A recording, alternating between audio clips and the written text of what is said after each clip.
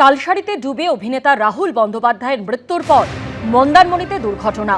মন্দারমণিতে সমুদ্রে স্নান করতে নেমে তলিয়ে গিয়ে মৃত্যু চিকিৎসক দম্পতির। জলে ডুবে মৃত্যু শল্য চিকিৎসক কুন্তল চক্রবর্তী ও চিকিৎসক শৈলজা ভরদ্বাজের। মৃতদেহ ময়নাতদন্তের জন্য কাঁথি মহকুমা হাসপাতালে পাঠানো হয়েছে।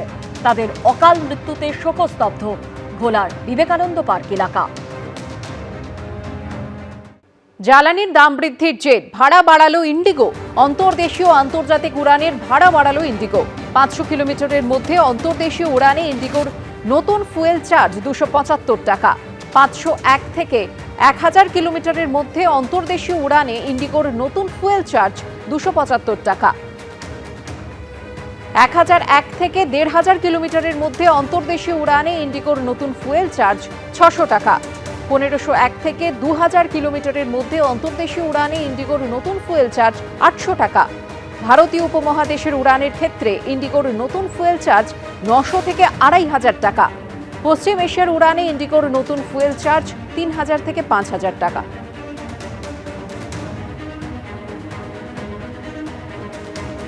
নিষ্পত্তি হয়ে যাবে বলে সুপ্রিম কোর্টে জানিয়েছেন কলকাতা হাইকোর্টের প্রধান বিচারপতি। তবে আজ থেকে জোকায় শুরু হচ্ছে না ট্রাইব্যুনালের কাজ। সূত্রের খবর, বিচারপতিদের একাংশের বক্তব্য, ট্রাইব্যুনাল চালাতে প্রয়োজনীয় লোকবল বা পরিকাঠামো মেলেনি।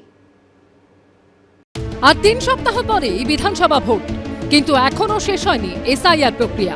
এই প্রেক্ষিতেই বুধবার এসআইআর মামলার শুনানি হলো সুপ্রিম কোর্টে। 7 এপ্রিলের মধ্যেই 60 লক্ষ বিবেচনাধীন নামের নিষ্পত্তি হয়ে যাবে জানালো আদালত। বুধবার মামলার শুনানি হয় সর্বোচ্চ আদালতের প্রধান বিচারপতি সূর্যকান্ত, বিচারপতি জয়মাল্য বাগচি ও বিচারপতি বিপুল এম পাঞ্চলির এজলাসে। শুরুতেই প্রধান বিচারপতি জানান, কলকাতা হাইকোর্টের প্রধান বিচারপতি জানিয়েছেন 7 এপ্রিলের মধ্যেই 60 লক্ষ নামের নিষ্পত্তি হয়ে যাবে। তিনি বলেন, হাইকোর্ট থেকে জানানো হয়েছে প্রায় 47,30,000 নামের নিষ্পত্তি হয়ে গিয়েছে। প্রতিদিন পৌনে 2 লক্ষ থেকে 2 লক্ষ নামের নিষ্পত্তি হচ্ছে। এখনো 13 লক্ষ বিবেচনাধীনের নাম নিয়ে নিষ্পত্তি বাকি আছে, তাও নির্দিষ্ট সময়ের মধ্যে হয়ে যাবে। তবে নির্বাচন কমিশন সূত্রে খবর, বুধবার দিনের শেষ অবধি 49 লক্ষের বেশি ভোটারের নিষ্পত্তি হয়ে গেছে। 1,20,00,000 লোকের নাম বাদ দেওয়া হয়েছিল। বেছে বেছে যেন উকুন বাজছে। 22 লক্ষ লোকের নাম আমরা ইতিমধ্যেই তুলতে পেরেছি। 18 লক্ষ বাদ আছে। ট্রিব্যুনালে যেতে হবে, খরচা আমরা দেব। আর আজকে আমি খুশি, সুপ্রিম কোর্ট ভালো রায় দিয়েছে। ট্রাইব্যুনাল তো সেই জন্যই তৈরি করা হয়েছে। ট্রাইব্যুনালটা তো এটা নয় যে কেউ ফর্ম 7 কেড়ে নেবেন বা ফর্ম 6 ছেড়ে দেবেন বলে তৈরি করা হয়েছে। এই 60 লক্ষ নামের নিষ্পত্তি হতে হবে। নিষ্পত্তি মানে নিষ্পত্তি, no SIR no vote. SIR কে মাঝখানে আটকে দিয়ে শেষ হয়ে গেল বলে ঘোষণা করে ভোটে চলে গেলাম, যেহেতু সময়টা চলে যাচ্ছে, এসব বলা যাবে না। বিবেচনাধীন তালিকায় থাকা যাদের নাম বাদ পড়েছে বা পড়ছে, তারা ট্রাইব্যুনালে আবেদন করতে পারবেন। ট্রাইব্যুনালে থাকা প্রাক্তন বিচারপতিদের প্রশিক্ষণ দেওয়ার কাজ বুধবারই করার নির্দেশ দিয়েছে সুপ্রিম কোর্ট। কমিশনের আইনজীবী বুধবার সুপ্রিম কোর্টে বলেছিলেন, বুধবার প্রশিক্ষণ দেওয়া হচ্ছে, বৃহস্পতিবার থেকে কাজ শুরু হয়ে যাবে। নির্বাচন কমিশনের এই প্রশিক্ষণ দেওয়া নিয়ে প্রশ্ন তোলেন আইনজীবী কল্যাণ বন্দ্যোপাধ্যায়। সেই আপত্তি খারিজ করে দিয়ে প্রধান বিচারপতি বলেন, কিভাবে সিস্টেম হ্যান্ডেল করতে হবে তার জন্য ট্রেনিং। এতে কি অসুবিধে আছে? ইচ্ছে হলে আপনিও যান। বিচারপতি বাগচি কমিশনকে বলেন, কার নাম কেন বাদ যাচ্ছে সেটা যেন তিনি জানতে পারেন। যখন ট্রাইব্যুনালের কাছে আবেদন করবেন, তখন তিনি যেন প্রয়োজনীয় নথি পান। অনেক সময় হয়েছে তো যে ডকুমেন্টগুলো দিয়েছে, ওরা রসিদ দেয়নি। তো ডকুমেন্ট যে যা দেবে, সেই ডকুমেন্টের অথেন্টিসিটি চেক আপ করে ট্রাইব্যুনাল ডিসাইড করবে তাদের ওন মেরিটে। এটা ট্রাইব্যুনাল ডিসাইড করবে এবং ট্রাইব্যুনাল যেটা ডিসাইড করবে সেটা ফাইনাল। যদিও নির্বাচন কমিশন সূত্রে খবর, বৃহস্পতিবার থেকে শুরু হচ্ছে না ট্রাইব্যুনাল। এই দিন এই নিয়ে কমিশনের সঙ্গে বৈঠকে বসেন অবসরপ্রাপ্ত বিচারপতিরা। এসওপি এবং পরিকাঠামো নিয়ে একাধিক প্রশ্নের উত্তর না মেলায় এই দিনের বৈঠক মুলতবি হয়ে যায়। ফের কবে বৈঠক হবে তা স্পষ্ট করেনি কমিশন।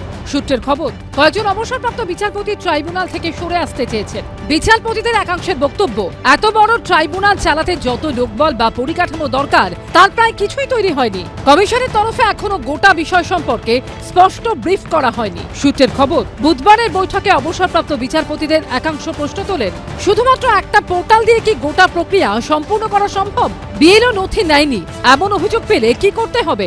কমিশন প্রশ্নের উত্তর না দিতে পারলে ট্রাইব্যুনালে কাজ করব না, সাফ জানান এক অবসরপ্রাপ্ত মহিলা বিচারপতি। জোকার যেখানে ট্রাইব্যুনাল বসবে সেই জায়গায় এদিন ঘুরে দেখেন এবিপি আনন্দর প্রতিনিধি। জোকা থেকে সরাসরি এখানে আসতে চান তাহলে জোকা থেকে এসে প্রথমে তিনি বাঁদিকে ইন্ডিয়ান ইনস্টিটিউট অফ ম্যানেজমেন্টের যে শিক্ষা প্রতিষ্ঠান রয়েছে সেই শিক্ষা প্রতিষ্ঠান তিনি পাবেন এবং সেখান থেকে প্রায় 1 কিলোমিটারের কিছুটা বেশি দূরত্ব অতিক্রম করলে তারপরেই কিন্তু এই যে অফিস রয়েছে বা দপ্তর রয়েছে বা যেখানে এই ট্রাইব্যুনাল প্রতিষ্ঠিত হবে সেটা কিন্তু এখানে অবস্থিত। এক জুডিশিয়াল অফিসারকে হুমকি চিঠি দেওয়ার অভিযোগ উঠেছে কোচবিহারের তৃণমূলের জেলা সভাপতি এবং কোচবিহার দক্ষিণের তৃণমূল প্রার্থী অভিজিৎ দেব ভৌমিকের বিরুদ্ধে। এই নিয়ে ডিজিপিকে ব্যবস্থা নেওয়ার নির্দেশ দিয়েছেন কলকাতা হাইকোর্টের প্রধান বিচারপতি, যদিও অভিযোগ অস্বীকার করেছেন অভিযুক্ত। এই প্রেক্ষাপটে বুধবার সুপ্রিম কোর্টের বিচারপতি জয়মাল্য বাগচি কল্যাণ বন্দ্যোপাধ্যায়কে বলেন, আপনি আছেন, অ্যাডভোকেট জেনারেল আছেন, কিছু বলার থাকলে আপনারা প্রধান বিচারপতিকে জানান। এই দিনের শুনানিতে বিপুল পরিমাণ ফর্ম 6 জমা পড়া নিয়েও প্রশ্ন তোলেন কল্যাণ বন্দ্যোপাধ্যায়। তিনি বলেন, কমিশনের অফিসে বান্ডিল বান্ডিল ফর্ম 6 জমা পড়ছে, ফুটেজ দেখাতে পারি। একজন ব্যক্তি 30,000 ফর্ম 6 জমা করে চলে যাচ্ছেন। প্রধান বিচারপতি বলেন, ফর্ম 6 নিয়ে আপত্তি থাকলে উপযুক্ত কর্তৃপক্ষের কাছে আবেদন করুন।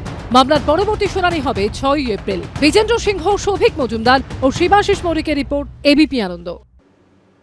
2 মিনিটের মধ্যে সরিয়ে দেব। কোথায় পোস্টিং আপনাদের? ঠিক এই ভাষাতেই কেন্দ্রীয় বাহিনীর দিকে বুধবার তেড়ে গেলেন সিউড়ির বিজেপি প্রার্থী জগন্নাথ চট্টোপাধ্যায়। পাল্টা কুণাল ঘোষ এদিন বলেন, নিজেদের বাবা কাকার পৈতৃক সম্পত্তি ভাবছে কেন্দ্রীয় বাহিনীকে, নইলে কোনো বিজেপি প্রার্থী এটা বলতে পারে যে কেন্দ্রীয় বাহিনীর চাকরি খেয়ে নেব?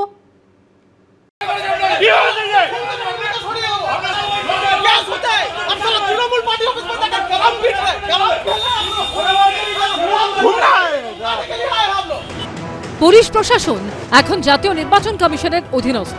নজিরবিহীন কেন্দ্রীয় বাহিনী আসছে এবারের ভোটে। জেলায় জেলায় রুটমার্চ শুরু করে দিয়েছে কেন্দ্রীয় বাহিনী। এই পরিস্থিতিতে কখনো কেন্দ্রীয় বাহিনীকে আঙুল উঁচিয়ে শাসানি, কখনো পুলিশকে ঘিরে স্লোগান।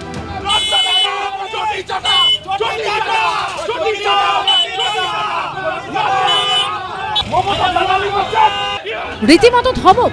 বুধবার এভাবেই কখনো পুলিশ তো কখনো কেন্দ্রীয় বাহিনীর দিকে কার্যত তেড়ে গেলেন সিউড়ির হেভিওয়েট বিজেপি প্রার্থী জগন্নাথ চট্টোপাধ্যায়।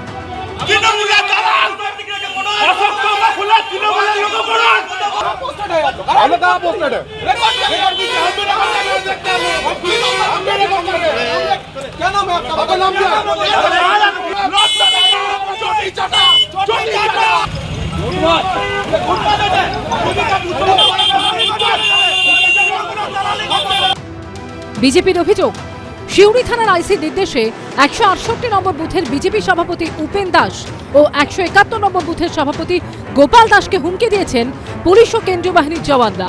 অভিযোগ পেয়ে বুধবার সিউড়ির রবীন্দ্রপল্লীতে রুটমার্চ করার সময় পুলিশ ও কেন্দ্রীয় বাহিনীকে ঘিরে ধরে বিক্ষোভ দেখাতে শুরু করেন বিজেপি প্রার্থী ও কর্মীরা। আমি এটা নিয়ে অবজারভারদের কাছে কমপ্লেন করেছি, পুলিশ অবজারভারকে কমপ্লেন করেছি, জেনারেল অবজারভারকে কমপ্লেন করেছি, থানায় কমপ্লেন করেছি। তৃণমূল যেটা পারছে না সেটা কি পুলিশ করছে? আমার বুথ সভাপতি ভোট করবে না? এই জিনিস এখানে চলবে না। নিজেদের বাবা কাকার পৈতৃক সম্পত্তি ভাবছে কেন্দ্রীয় বাহিনীকে, নইলে কোনো বিজেপি ক্যান্ডিডেট এটা বলতে পারে যে কেন্দ্রীয় বাহিনীর চাকরি খেয়ে নেবো? তুই কে কেন্দ্রীয় বাহিনীর চাকরি খাওয়ার? কে কেন্দ্রীয় বাহিনীর চাকরি খাওয়ার? তোদের উচিত আগে কেন্দ্রীয় বাহিনীর জুতো পালিশ করা। কেন্দ্রীয় বাহিনী ছাড়া নড়া ক্ষমতা নেই। ফোনে যোগাযোগ করা হলে এই বিষয়ে কোনো মন্তব্য করবেন না বলে জানিয়েছেন বীরভূমের পুলিশ সুপার। কিছুদিন আগে একটি ভিডিও ভাইরাল হয়, সেখানে দেখা যায় সিউড়িতে তৃণমূলের পার্টি অফিসে ক্যারাম খেলায় ব্যস্ত সিআরপিএফ জওয়ান। অভিযুক্ত 3 জওয়ানকে সাসপেন্ড করা হয়। এর আগে মুর্শিদাবাদের শামশেরগঞ্জে ইফতারে অংশ নেওয়ার অভিযোগ উঠেছিল 7 জন কেন্দ্রীয় বাহিনীর জওয়ানের বিরুদ্ধে। সেই 7 জওয়ানকে ইতিমধ্যেই অন্য রাজ্যে পাঠিয়ে দিয়েছে নির্বাচন কমিশন। ভাস্কর মুখোপাধ্যায় ও অনির্বাণ বিশ্বাসের রিপোর্ট, এবিপি আনন্দ। এবিপি আনন্দ, এগিয়ে থাকে, এগিয়ে রাখে।